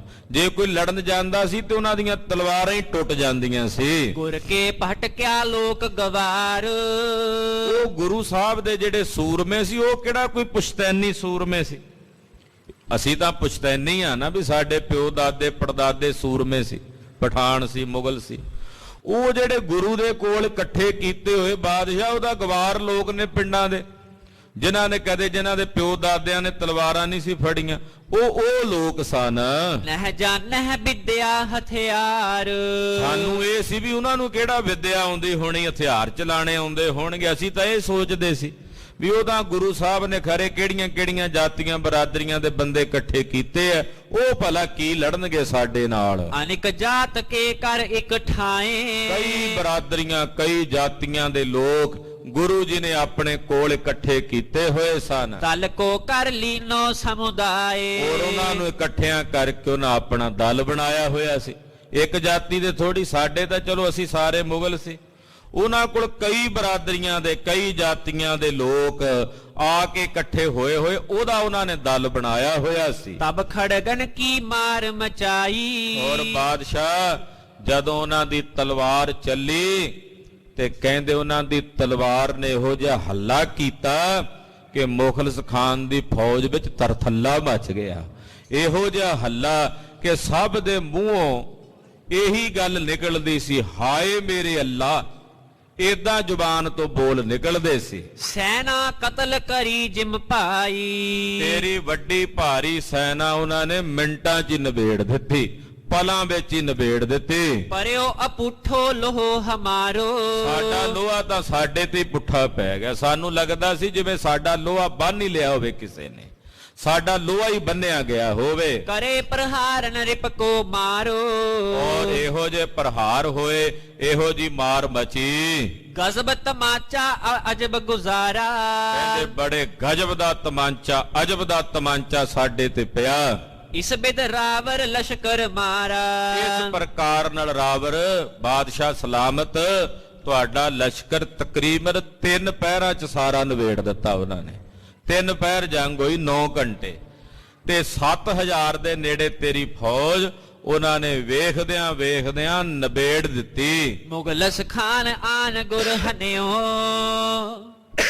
ਔਰ ਜਿਹੜਾ ਮੁਖਲਿਸ ਖਾਨ ਸੀ ਉਹਨੂੰ ਖੁਦ ਗੁਰੂ ਹਰਗੋਬਿੰਦ ਸਾਹਿਬ ਜੀ ਨੇ ਆਪ ਮਾਰਿਆ। ਔਰ ਇਹੋ ਜਿਹਾ ਮਾਰਿਆ ਕਿ ਵੇਖਦਿਆਂ ਕਈਆਂ ਨੂੰ ਗਛੀਆਂ ਪੈ ਗਈਆਂ, ਕਈਆਂ ਦੀਆਂ ਅੱਖਾਂ ਤੱਡੀਆਂ ਰਹਿ ਗਈਆਂ। ਭਇਓ ਕੋਪ ਹਜ਼ਰਤ ਜਬ ਸੁਨਿਓ। ਜਦੋਂ ਬਾਦਸ਼ਾਹ ਨੇ ਗੱਲਾਂ ਸੁਣੀਆਂ, ਬਾਦਸ਼ਾਹ ਸੀ ਬੜਾ ਗੁੱਸੇ ਵਿੱਚ ਆਇਆ, ਸ਼ਾਹਜਹਾਨ ਬਹੁਤ ਜ਼ਿਆਦਾ ਗੁੱਸੇ ਵਿੱਚ ਆਇਆ। ਇਸ ਬਿਦ ਜੇ ਗੁਰ ਕਰਹਿ ਟਿਠਾਈ। ਕਹਿਣ ਲੱਗਾ ਜੇ ਇਦਾਂ ਗੁਰੂ ਸਾਹਿਬ ਢੀਠਪੁਣਾ ਕਰਦੇ ਨੇ, ਸਗਰੇ ਦੇਸ਼ ਫਤੂਰ ਉਠਾਈ। ਇਹ ਤਾਂ ਸਾਡੇ ਸਾਰੇ ਦੇਸ਼ 'ਚ ਫਤੂਰ ਪਾ ਦੇਣਗੇ, ਸਾਡਾ ਸਾਰਾ ਦੇਸ਼ ਉਜਾੜ ਕੇ ਰੱਖ ਦੇਣਗੇ। ਇਦਾਂ ਬੰਦਹ ਕੈ ਮਾਰਹਿ ਨਹਿ ਜਾਵਦ। ਜਦੋਂ ਤੱਕ ਗੁਰੂ ਨੂੰ ਪਕੜ ਕੇ ਬੰਨਦੇ ਨਹੀਂ, ਕੈਦ ਨਹੀਂ ਕਰਦੇ ਜਾਂ ਮਾਰਦੇ ਨਹੀਂ, ਦੇਸ਼ ਰੋ ਹਮਕੋ ਸ਼ਾਂਤ ਨਾ ਤਾਵਦ। ਨਾ ਸਾਡੇ ਦੇਸ਼ 'ਚ ਸ਼ਾਂਤੀ ਰਹਿਣੀ ਹੈ, ਨਾ ਸਾਨੂੰ ਸ਼ਾਂਤੀ ਮਿਲਣੀ ਹੈ। ਕਾਨੀ ਉਮਰਾਵ ਸਮੀਪ ਬੁਲਾਏ। ਬਹੁਤ ਸਾਰੇ ਉਮਰਾਵ, ਬਹੁਤ ਸਾਰੇ ਅਹਿਲਕਾਰ ਬਾਦਸ਼ਾਹ ਨੇ ਸੱਦ ਲਏ। ਹੁਣ ਆਪਣੀ ਵੇਰੀ ਇਹਨੂੰ ਸੋਚਦਾ ਵੀ ਸਾਡੀ ਦੇਸ਼ 'ਚ ਸ਼ਾਂਤੀ ਨਹੀਂ ਰਹਿਣੀ। ਜਦੋਂ ਸਤਿਗੁਰਾਂ ਦਾ ਘੋੜਾ ਖੋਇਆ ਉਦੋਂ ਨਹੀਂ ਸੋਚਿਆ ਵੀ ਉਧਰ ਦੂਜੇ ਪਾਸੇ ਜਿਨ੍ਹਾਂ ਦਾ ਲੱਖ ਰੁਪਏ ਦੀ ਲਾਗਤ ਦਾ ਘੋੜਾ ਉਹਨਾਂ ਦੇ ਸਿੱਖ ਕੋਲੋਂ ਖੋਹ ਰਿਹਾ, ਸਿੱਖ ਕਿੰਨਾ ਦੁਖੀ ਹੋਣਾ, ਉਹ ਕਿੰਨਾ ਸ਼ਾਂਤ ਹੋਇਆ ਹੋਵੇਗਾ। ਆਪਣੀਆਂ ਵਧੀਕੀਆਂ ਨਹੀਂ ਸੀ ਦਿਸਦੀਆਂ ਜੋ ਕਰਦੇ ਸੀ। ਸਤਿਗੁਰੂ ਜੀ ਨੇ ਉਹਨਾਂ ਵਧੀਕੀਆਂ ਦਾ ਖੰਡਨ ਕਰਦਿਆਂ ਤਲਵਾਰ ਚੁੱਕੀ ਤੇ ਹੁਣ ਕਹਿੰਦਾ ਸਾਡੇ ਦੇਸ਼ ਦੀ ਸ਼ਾਂਤੀ ਨੂੰ ਖਤਰਾ ਪੈ ਗਿਆ। ਕਹਿੰਦਾ ਏਦਾਂ ਸਾਡਾ ਦੇਸ਼ ਸ਼ਾਂਤ ਨਹੀਂ ਰਹਿਣਾ। ਇਹਨੇ ਉਸੇ ਵੇਲੇ ਆਪਣੇ ਜਿੰਨੇ ਦੇ ਚਾਪਲੂਸ ਜੇ ਵਜ਼ੀਰ ਅਹਿਲਕਾਰ ਸੀ ਸਾਰੇ ਸੱਦ ਲਏ। ਜਿਨ ਮਹਿ ਮੁਖ ਵਜ਼ੀਰ ਖਾਂ ਆਏ। ਪਰਮੇਸ਼ਰ ਵੱਲੋਂ ਹੀ ਉਹਨਾਂ ਵਜ਼ੀਰਾਂ ਦੇ ਵਿੱਚ ਇੱਕ ਗੁਰੂ ਘਰ ਦਾ ਸੇਵਕ ਵਜ਼ੀਰ ਖਾਨ ਜੋ ਬੜਾ ਬਜ਼ੁਰਗ ਸੀ, ਉਹ ਵੀ ਆ ਗਿਆ। ਜਹਾਂਗੀਰ ਕੇ ਨਿਕਟ ਰਹੰਤਾ। ਵਜ਼ੀਰ ਖਾਨ ਜਿਹੜਾ ਸੀ ਇਹ ਬਜ਼ੁਰਗ ਵਜ਼ੀਰ ਸੀ, ਬੜਾ ਸਿਆਣਾ ਸੀ, ਦੂਰ ਅੰਦੇਸ਼ੀ ਬਿਰਤੀ ਵਾਲਾ ਸੀ। ਇਹ ਗੁਰੂ ਅਰਜਨ ਦੇਵ ਸਾਹਿਬ ਦਾ ਸੇਵਕ ਸੀ। 6ਵੇਂ ਪਾਤਸ਼ਾਹ ਕੋਲ ਵੀ ਆਉਂਦਾ ਰਿਹਾ, ਤੇ ਬਾਦਸ਼ਾਹ ਜਹਾਂਗੀਰ ਦੇ ਸਮੇਂ ਦਾ ਵਜ਼ੀਰ ਸੀ। ਮਾਨੈ ਹਜ਼ਰਤ ਜਥਾ ਕਹੰਤਾ। ਇਹਦਾ ਬੜਾ ਸਨਮਾਨ ਕਰਦਾ ਸੀ ਸ਼ਾਹਜਹਾਨ ਨਾ, ਵੀ ਇਹ ਵੱਡਾ ਹੈ ਤੇ ਮੇਰੇ ਪਿਓ ਦੇ ਨਾਲ ਵੀ ਉਹਦਾ ਸਲਾਹਕਾਰ ਰਿਹਾ ਹੈ। ਇਸ ਕਰਕੇ ਬਾਦਸ਼ਾਹ ਸ਼ਾਹਜਹਾਨ ਵੀ ਵਜ਼ੀਰ ਖਾਨ ਦਾ ਬਹੁਤ ਅਦਬ ਕਰਦਾ ਸੀ। ਬੋਲਿਓ ਸ਼ਾਹ ਸਭਨ ਕੇ ਸੰਗ। ਵਜ਼ੀਰ ਖਾਨ ਵੀ ਆ ਕੇ ਬੈਠਾ। ਬਾਦਸ਼ਾਹ ਬੋਲਿਆ, ਕਹਿਣ ਲੱਗਾ, ਸੁਨਿਓ ਹੋਏ ਤੁਮ ਗੁਰੂ ਪ੍ਰਸੰਗ। ਕਹਿਣ ਲੱਗਾ, ਵਜ਼ੀਰੋ ਸੁਣੋ, ਤੁਹਾਨੂੰ ਪਤਾ ਹੋਣਾ ਗੁਰੂ ਜੀ ਦੇ ਬਾਬਤ ਜਿਹੜਾ ਪ੍ਰਸੰਗ ਚੱਲ ਰਿਹਾ ਹੈ। ਮਹਾਸ਼ਤਰੂ ਸਮਕੀਨੀ ਬਾਤ। ਗੁਰੂ ਜੀ ਨੇ ਸਾਡੇ ਨਾਲ ਬੜੀ ਵੱਡੀ ਦੁਸ਼ਮਣਾਂ ਵਾਲੀ ਗੱਲ ਕੀਤੀ ਹੈ। ਸੈਨਾ ਪਠੀ ਭਈ ਸਭ ਘਾਤ।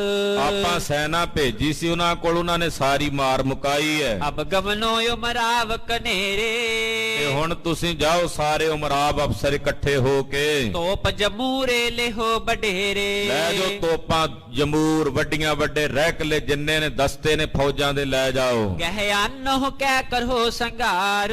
ਜਿੰਨੀ ਫੌਜ ਲਿਜਾਣੀ ਚਾਹੁੰਦੇ ਹੋ ਲੈ ਜਾਓ ਅਣਗਿਣਤ, ਤੇ ਜਾ ਕੇ ਗੁਰੂ ਨੂੰ ਫੜ ਕੇ ਲੈ ਆਓ। ਜੇ ਨਹੀਂ ਫੜੇ ਜਾਂਦੇ ਤੇ ਮਾਰ ਦਿਓ। ਹੋਏ ਤਿਦਾਰਕ ਕਰ ਬੇਰਾਰ।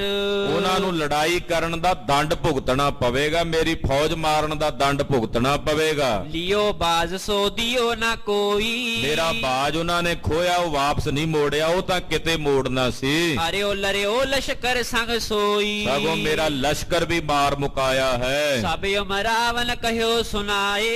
ਬਾਦਸ਼ਾਹ ਦੀ ਇਹ ਗੱਲ ਸੁਣ ਕੇ ਜਿੰਨੇ ਉਹਦੇ ਅਹਿਲਕਾਰ ਉਮਰਾਵ ਬੈਠੇ ਸਭ ਨੇ ਉਹਦੀ ਗੱਲ 'ਚ ਹਾਮੀ ਭਰੀ ਤੇ ਬੋਲੇ, ਜਿਉ ਰਾਵਰ ਕੀ ਹੋਏ ਰਜ਼ਾਏ। ਕਹਿੰਦੇ ਬਾਦਸ਼ਾਹ ਸਲਾਮਤ, ਜਿਵੇਂ ਕਹਿੰਦੇ ਹੋ ਤੁਸੀਂ ਅਸੀਂ ਉਸੇ ਤਰ੍ਹਾਂ ਹੀ ਕਰਾਂਗੇ। ਸੁਨਤ ਵਜ਼ੀਰ ਖਾਨ ਕਰ ਜੋਰੇ। ਪਰ ਵਜ਼ੀਰ ਖਾਨ ਸਿਆਣਾ ਸੀ, ਕੋਲੋਂ ਬੋਲਿਆ ਹੱਥ ਜੋੜ ਕੇ, ਕਹਿਣ ਲੱਗਾ, ਤੁਮਰੇ ਬਾਜ਼ ਨਹੀਂ ਕਿਤ ਥੋਰੇ। ਕਹਿਣ ਲੱਗੇ ਬਾਦਸ਼ਾਹ ਸਲਾਮਤ, ਇਹ ਦੱਸ ਵੀ ਤੇਰੇ ਕੋਲ ਬਾਜਾਂ ਦਾ ਕਾਲ ਪੈ ਗਿਆ। ਸਿਆਣਾ ਸੀ ਨਾ। ਕਹਿਣ ਲੱਗਾ, ਬਾਦਸ਼ਾਹ ਤੇਰੇ ਕੋਲ ਬਾਜਾਂ ਦਾ ਕਾਲ ਪੈ ਗਿਆ, ਵੀ ਤੇਰੇ ਕੋਲ ਬਾਜ ਥੋੜੇ ਐ। ਹਾਂਜੀ, ਅਨਿਕ ਵਲਾਇਤ ਤੇ ਚੱਲ ਆਵੇਂ। ਕਿੰਨੇ ਬਾਜ ਤੇਰੇ ਕੋਲ ਵਲੈਤਾਂ ਤੋਂ ਚੱਲ ਕੇ ਆਉਂਦੇ ਨੇ। ਲਿਹੋ ਮੰਗਾਏ ਜੇ ਤਿਕ ਮਨ ਭਾਵੇਂ। ਤੂੰ ਜਿੰਨੇ ਚਾਹੇ ਬਾਜ ਮੰਗਾ ਸਕਦਾ, ਮੈਂ ਮੰਗਾ ਦੇਣਾ ਤੈਨੂੰ ਬਾਜ ਕਿੰਨੇ ਚਾਹੀਦੇ ਨੇ। ਪਿਤਾ ਆਪ ਕੇ ਢਿਗ ਗੁਰ ਗਏ। ਸੁਣ, ਜਿਨ੍ਹਾਂ ਨਾਲ ਤੂੰ ਲੜਾਈ ਪਾ ਰਿਆ, ਕਲੇਸ਼ ਪਾ ਰਿਆ, ਉਹਨਾਂ ਦਾ ਸਤਿਕਾਰ ਤੇਰਾ ਪਿਓ ਕਿੰਨਾ ਰੱਖਦਾ ਸੀ ਬਾਦਸ਼ਾਹ ਜਹਾਂਗੀਰ। ਗੁਰੂ ਹਰਗੋਬਿੰਦ ਸਾਹਿਬ ਦੇ ਪਾਸ ਉਹ ਆਪ ਜਾਂਦਾ ਸੀ। ਕਿੰਚ ਬੇਗ ਮੈਂ ਲਿਆਵਤ ਭਏ। ਆ ਵੇਖ, ਆ ਕਿੰਚ ਬੇਗ ਵੀ ਜਿਹੜਾ ਸੀ ਇਹ ਵੀ ਗੁਰੂ ਘਰ ਦਾ ਸ਼ਰਧਾਲੂ ਸੀ ਤੇ ਵਜ਼ੀਰ ਖਾਨ ਦਾ ਮਿੱਤਰ ਸੀ। ਆ ਮੇਰੇ ਨਾਲ ਕਿੰਚ ਬੇਗ ਬੈਠਾ ਹੈ। ਮੈਂ ਆਪ ਗੁਰੂ ਹਰਗੋਬਿੰਦ ਸਾਹਿਬ ਨੂੰ ਬੇਨਤੀ ਕਰਕੇ ਤੇਰੇ ਪਿਤਾ ਕੋਲ ਲੈ ਕੇ ਆਇਆ ਸੀ ਦਿੱਲੀ। ਚੰਦ ਦੀਵਾਨੇ ਉਪਾਏ ਬਣਾਏ। ਤੇ ਜਦੋਂ ਦਿੱਲੀ ਆਏ ਤੇ ਚੰਦੂ ਨੇ ਖੋਟ ਕਮਾਈ। ਚੰਦੂ ਨੇ ਬਹੁਤ ਵੱਡਾ ਪਾਪ ਕੀਤਾ। ਦੁਰਗ ਗਵਾਲੀਅਰ ਦੀਏ ਪੁਚਾਏ। ਸਤਿਗੁਰਾਂ ਨੂੰ ਗਵਾਲੀਅਰ ਦੇ ਕਿਲੇ 'ਚ ਪਹੁੰਚਦਾ ਕਰ ਦਿੱਤਾ ਚੰਦੂ ਨੇ। 40 ਦਿਵਸ ਬੀਤ ਗਏ ਜਬ ਹੂੰ। ਜਦੋਂ 40 ਦਿਨ ਲੰਘ ਗਏ ਉੱਥੇ, ਇਸ ਮੈਂ ਸ਼ੇਰ ਆਏ ਦੁਐ ਤਬ ਹੂੰ। ਰਾਤ ਨੂੰ 2 ਸ਼ੇਰ ਆਉਂਦੇ ਸੀ, ਤੇਰੇ ਪਿਤਾ ਦੀ ਛਾਤੀ ਤੇ ਆ ਕੇ ਪੈਰ ਧਰ ਲੈਂਦੇ ਸੀ। ਹਜ਼ਰਤ ਕੀ ਛਾਤੀ ਧਰ ਪਾਏ। ਔਰ ਆ ਕੇ ਹਜ਼ਰਤ ਜਹਾਂਗੀਰ ਦੀ ਛਾਤੀ ਤੇ ਜਦੋਂ ਪੈਰ ਧਰਦੇ ਸਨ, ਡਰ ਕਰ ਸਤਿਗੁਰ ਕੋ ਚਿਤ ਲਿਆਏ। ਤੇ ਡਰ ਕੇ ਸਤਿਗੁਰਾਂ ਦਾ ਧਿਆਨ ਧਾਰਦਾ ਸੀ। ਜਹਾਂਗੀਰ ਗੁਰੂ ਹਰਗੋਬਿੰਦ ਸਾਹਿਬ ਨੂੰ ਯਾਦ ਕਰਦਾ ਸੀ। ਦੋਨੋਂ ਹੱਥਨ ਗਹੇ ਰੁਮਾਲ। ਤੇ ਸਤਿਗੁਰੂ ਆਪਣੇ ਦੋਹਾਂ ਹੱਥਾਂ 'ਚ ਰੁਮਾਲ ਪਕੜ ਕੇ ਗੁਰੂ ਹਟਾਵੇ ਬਲ ਕੇ ਨਾਲ। ਆਪਣੇ ਬਲ ਨਾਲ ਉਹਨਾਂ ਸ਼ੇਰਾਂ ਨੂੰ ਪਿੱਛੇ ਹਟਾ ਦਿੰਦੇ ਸਨ। ਪੁਨ ਆਵਾਜ਼ ਕੋ ਸੁਨ ਹੈ ਐਸੇ। ਫਿਰ ਉਹਨੂੰ ਆਵਾਜ਼ ਸੁਣਾਈ ਦਿੰਦੀ ਸੀ। ਬਾਦਸ਼ਾਹ ਨੂੰ ਬੰਦਾ ਨਹੀਂ ਸੀ ਦਿਸਦਾ ਕੋਈ, ਆਵਾਜ਼ ਸੁਣਦੀ ਸੀ ਜਹਾਂਗੀਰ ਨੂੰ। ਗੁਰੂ ਹਕਾਰੋ ਜੈਸੇ ਕੈਸੇ। ਕਿ ਜਿਵੇਂ ਕਿਵੇਂ ਕਰਕੇ ਤੂੰ ਕਿਲੇ 'ਚੋਂ ਸਤਿਗੁਰਾਂ ਨੂੰ ਵਾਪਸ ਸੱਦ। ਖੋਦ ਪ੍ਰਾਤ ਕੇ ਮੋਹੇ ਬੁਲਾਇਓ। ਅਗਲਾ ਦਿਨ ਚੜ੍ਹਦਿਆਂ ਬਾਦਸ਼ਾਹ ਨੇ ਮੈਨੂੰ ਬੁਲਾਇਆ। ਇਸ ਪ੍ਰਸੰਗ ਕੋ ਸਰਬ ਸੁਨਾਇਓ। ਮੈਨੂੰ ਇਹ ਸਾਰਾ ਪ੍ਰਸੰਗ ਸੁਣਾਇਆ। ਲੈਣ ਹੇਤ ਜਬ ਮੋਹੇ ਪਠਾਵਾ। ਜਦੋਂ ਮੈਨੂੰ ਭੇਜਿਆ ਗੁਰੂ ਸਾਹਿਬ ਨੂੰ ਗਵਾਲੀਅਰ ਦੇ ਕਿਲੇ 'ਚੋਂ ਲਿਆਉਣ ਲਈ, ਦਾਰੁਣ ਸ਼ੇਰ ਨ ਫੇਰ ਦਿਖਾਵਾ। ਮੁੜ ਕੇ ਉਹਨੂੰ ਫਿਰ ਉਹ ਭਿਆਨਕ ਸ਼ੇਰ ਨਹੀਂ ਦਿਸੇ। ਤਿਲ ਕੇ ਕਹੇ 52 ਰਾਜੇ। ਦੇਖ ਤੇਰੇ ਪਿਤਾ ਨੇ ਕਿੰਨਾ ਅਦਬ ਰੱਖਿਆ ਗੁਰੂ ਜੀ ਦਾ।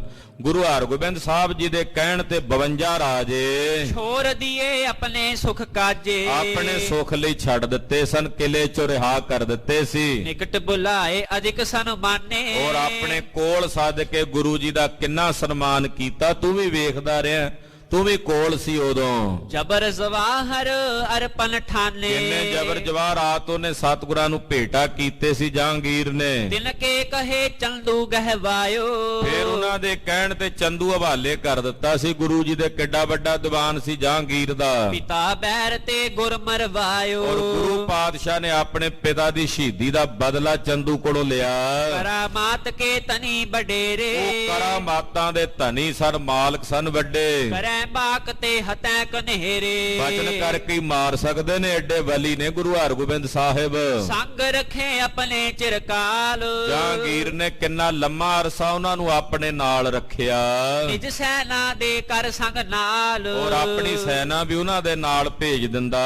ਕਰਤ ਰਹਿਓ ਸਭ ਰੀਤ ਅਦਾਇਬ ਸਰਬ ਰੀਤੀਆਂ ਨਾਲ ਜਹਾਂਗੀਰ ਨੇ ਗੁਰੂ ਜੀ ਦਾ ਬਹੁਤ ਅਦਬ ਰੱਖਿਆ। ਬਿਖ ਕਰ ਪ੍ਰੇਮ ਰਹੇ ਸੰਗ ਸਾਹਿਬ ਔਰ ਗੁਰੂ ਹਰਗੋਬਿੰਦ ਸਾਹਿਬ ਵੀ ਤੇਰੇ ਪਿਤਾ ਨਾਲ ਬੜਾ ਪ੍ਰੇਮ ਕਰਕੇ ਉਹਦੇ ਨਾਲ ਰਹੇ। ਸੋ ਤੁਮ ਜਾਣਤ ਹੋ ਸਭ ਭਾਂਤ ਬਾਦਸ਼ਾਹ ਇਹ ਗੱਲਾਂ ਮੈਂ ਤਾਂ ਦੁਹਰਾ ਰਿਹਾ ਵੀ ਤੈਨੂੰ ਭੁੱਲ ਗਈਆਂ ਨੇ, ਤੈਨੂੰ ਪਤਾ ਵੀ ਨੇ, ਤੂੰ ਆਪ ਵੇਖਿਆ ਸਾਰਾ ਕੁਝ। ਕਹਾਂ ਸੁਣਾਵੋ ਮੈਂ ਕਰ ਬਾਤ ਜੇ ਤੈਨੂੰ ਨਾ ਪਤਾ ਹੋਵੇ ਤੇ ਮੈਂ ਤੈਨੂੰ ਸੁਣਾਵਾਂ। ਰਾਵਰ ਕੇ ਸ਼ਰੀਰ ਕੀ ਖੈਰ ਬਾਦਸ਼ਾਹ ਕਿਉਂ ਆਪਣਾ ਵੈਰੀ ਬਣਦਾ? ਗੁਰੂ ਸਾਹਿਬ ਦਾ ਵੈਰੀ ਬਣਨ ਦੇ ਨਾਲ ਗੁਰੂ ਸਾਹਿਬ ਦਾ ਨਹੀਂ ਕੁਝ ਜਾਣਾ, ਤੂੰ ਆਪਣਾ ਸਭ ਕੁਝ ਵਿਗਾੜ ਲੈਣਾ। ਤੁਰੇ ਤਨ ਦੀ ਖੈਰ ਮੰਗ, ਚਾਹੇ ਸਦਾ ਨਾ ਕਰਹੁ ਗੁਰ ਬੈਰ।